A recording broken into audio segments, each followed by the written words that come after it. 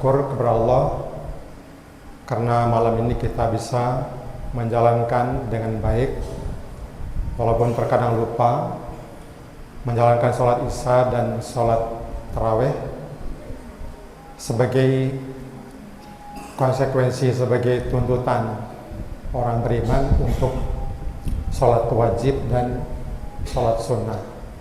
Kita memohon dengan sesungguh-sungguhnya kepada Allah, semoga amal ibadah kita, wajib dan sunnah kita diterima oleh Allah Subhanahu wa Ta'ala. Salawat dan salam untuk junjungan kita Nabi Muhammad Sallallahu Alaihi Wasallam yang menjadikan dirinya untuk kita sebagai tauladan dalam kehidupan beragama dan kehidupan dunia, lebih-lebih kehidupan beragama. Apalagi di bulan suci Ramadan, Nabi kita Muhammad SAW dia selalu tadarus, dia selalu membaca Al-Quran dan store kepada Nabi, kepada malaikat Jibril. Maka kalau kita menjadikan dirinya sebagai tauladan, maka di bulan suci, bulan Ramadan ini yang penuh barokah ini, kita juga menjadikan dia sebagai tauladan untuk kita menghatam Al-Quran. Syahrul Ramadan artinya bulan yang penuh panas. Panas ya, panas hatinya, panas cuacanya, ngerundel, nggak bisa makan minum siang hari, nggak bisa minum es teh, panas hati.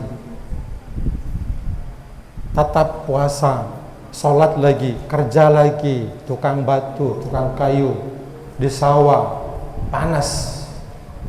Tapi tetap kita patuh dan tunduk kepada perintah Allah.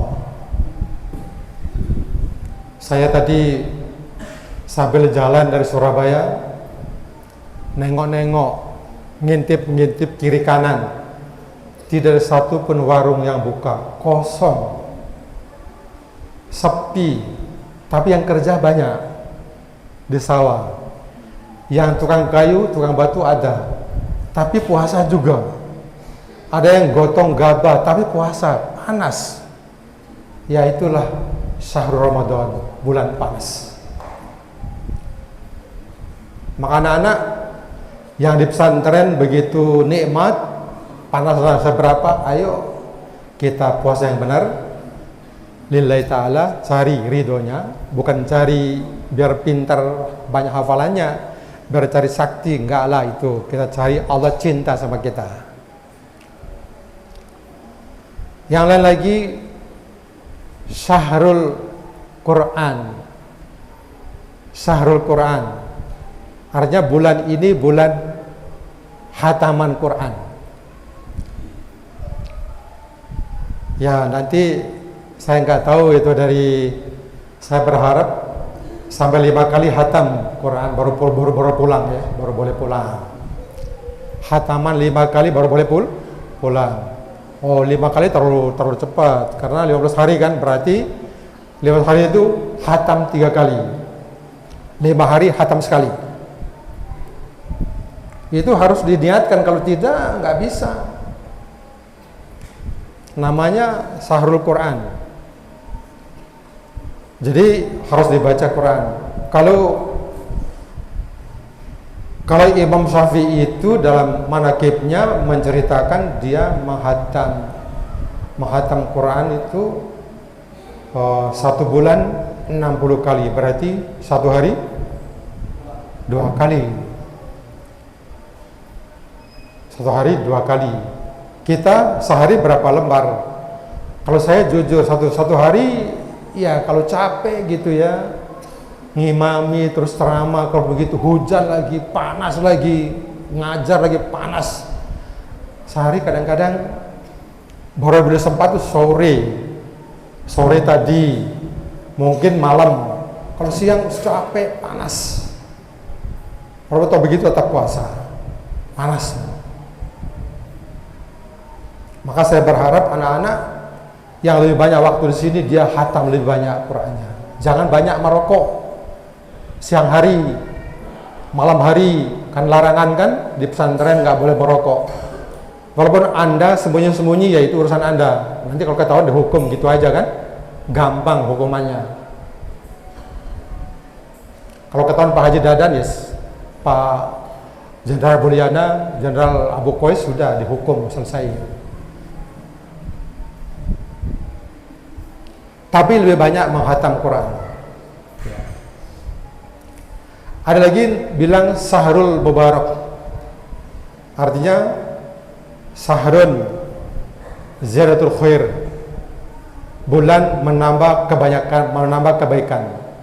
Menambah kebaikan yang biasanya biasanya tidak bisa bangun malam, tapi di sini 15 hari bisa bangun malam, dikoordinir, itu ditambah namanya Ziyadatul Khair. Atau Sahrul Mubarak itu Sahrul Sabatul Khair, tetap adanya kebaikan. Yang biasanya anak-anak sering bangun malam, tapi di bulan Ramadan sekarang lebih dikoordinir lagi, namanya Sahrul Mubarak. Nah, dari tiga ini ngobrol-ngobrol malam ini, Sahrul Ramadan, Sahrul Mubarak, Sahrul Quran. Saya satu kepengen menceritakan riwayat Imam Muslim tentang dasarnya satu surat dalam Al-Quran. Saya mau tanya, jawab ya. Harus dijawab nih, kalau enggak push up semua nanti. Khususnya yang kelas 1 sampai kelas 6. Kelas 5 ya, kelas 6 enggak ada. Kelas 1 sampai kelas 6, kelas 5, nanti kalau nggak bisa jawab akan push up. Kalau Ustadz bebas, saya nggak berani hukum Ustadz, nanti kewalat. Surat apa yang paling populer dalam Al-Quran? Gampang kan? Surat apa yang paling populer dalam Al-Quran, yang paling terkenal? Satu orang saja, yang penting benar, satu orang, jangan kayak pasar. Kelas 5, berdiri. Cepat, ayo kelas 3, TQH, ayo kelas 2, cepat. Penakut, ayo cepat. Aduh, murid begini kok, melempem begini kok, mengecewakan ya. Hello, ada nggak kelas 5? Saya ulang lagi pertanyaan, surat apa yang paling populer dalam Al-Quran? Surat apa paling populer?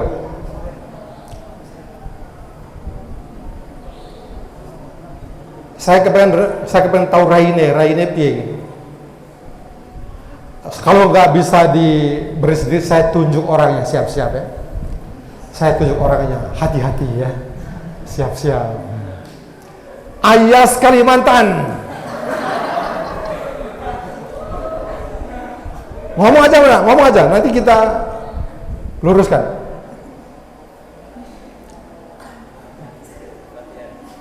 Surat apa? Surat Al-Fatihah. Adim mi'alaka Idris. Jadi jawaban dia, belum dulu, beri, belum duduk. Menurut dia, surat yang paling populer dalam Al-Quran itu adalah surat Al-Fatihah. Apa alasannya? Keras sering dibaca. Apa lagi?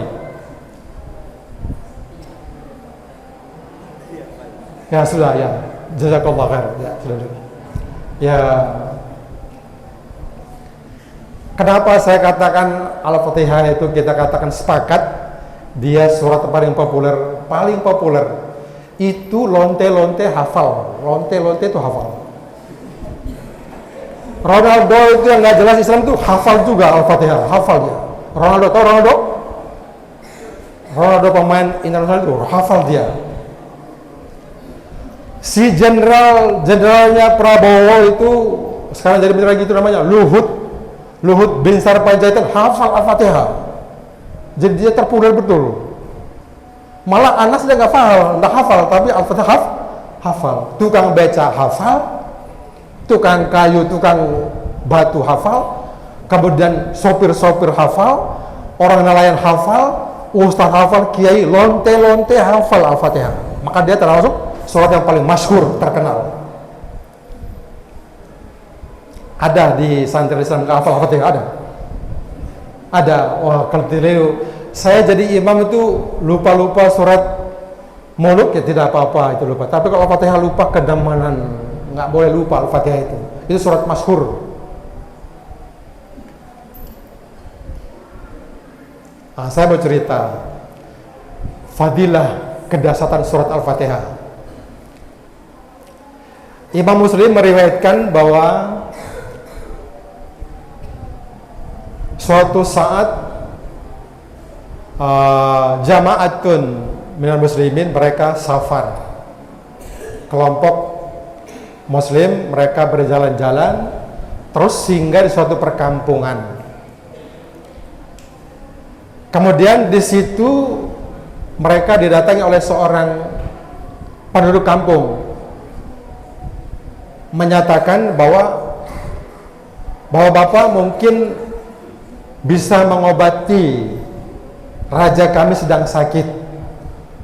Ada satu sahabat mengatakan, saya bisa. Sahabat yang lain itu kaget dan kagum. Loh, ini orang kok bisa? Padahal gak pernah terhitung dan tidak pernah diperhitungkan orang ini kok bisa. Ini orang sakit, ini raja sakit. Dengarkan dulu, wah, capek-capek baca bukunya kok ngomong sendiri. Datang dia, terus dia bacakan surat Al-Fatihah. Maka masyhur riwayat ini, masyhur sekali, terkenal. Dengan izin Allah, orang itu sakitnya sembuh. Kemudian pulang, dia dikasih 30 ekor kambing dengan 30 gerba susu kambing sebagai ucapan terima kasih kepada laki-laki itu.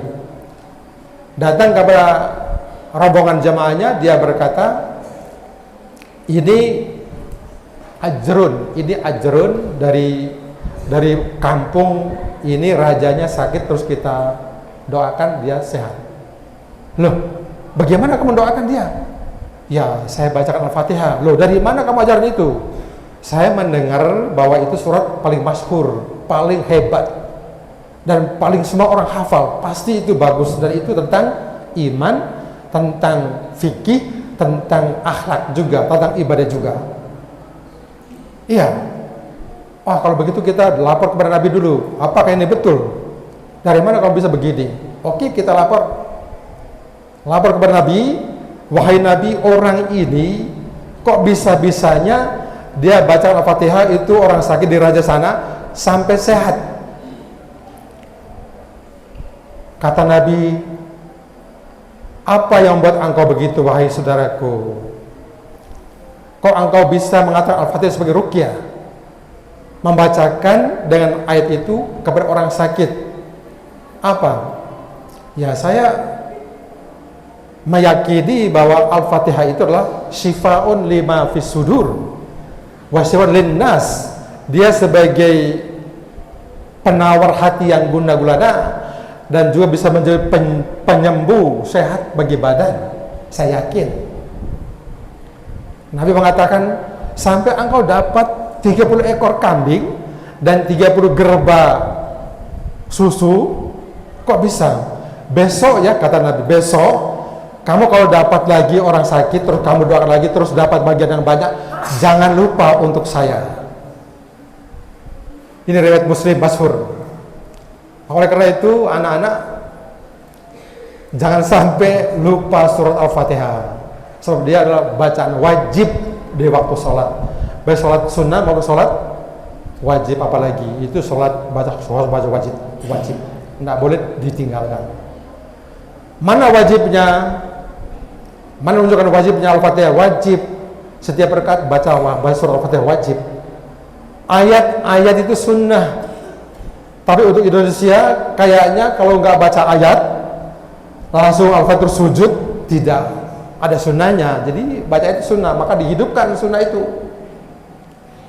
Salat wajib baca, salat sunnah wajib, maka wajib Al-Fatihah dibaca. Maka dia terkenal dan masyhur. Semoga cerita sedikit ini memberi inspirasi bagi kita, dorongan bagi kita untuk kita lebih dekat kepada Al-Quran. Tidak hanya Al-Fatihah, Tapi semua ayat Al-Quran dijadikan sebagai syifaun linnas. Di samping madu, tapi baca Quran juga syifa linnas. Salaf ummah, mereka paling tidak, apalagi para hafid Quran, ada dua yang mereka harus biasakan. Satu, minum madu dan baca Quran. Minum madu dan baca Quran. Jangan minum madu oplosan, jangan minum madu ternak, minum madu yang orisinil, yang murni. Di mana tempatnya? Di hutan adanya. Nggak ada di tempat kita, nggak, tapi di hutan ada. Dan ada punya madu Rasul botol tidak dijual, tapi untuk minum sendiri. Karena ya memang minum madu baca Quran itu syifaun lima besar wa syifaun linnas. Itu ayatnya jelas, tidak bisa dibantah. Demikian yang sampaikan malam hari ini. Saya mohon maaf kalau terlalu lama. Di sana sini sudah baca Quran, di sini masih tausiah, masih sholat. Saya sudah berusaha sholatnya sependek-pendeknya, tapi kok lama juga ya. Ya, saya mohon maaf dan terima kasih atas perhatian. Akhirul kalam. Assalamualaikum warahmatullahi wabarakatuh.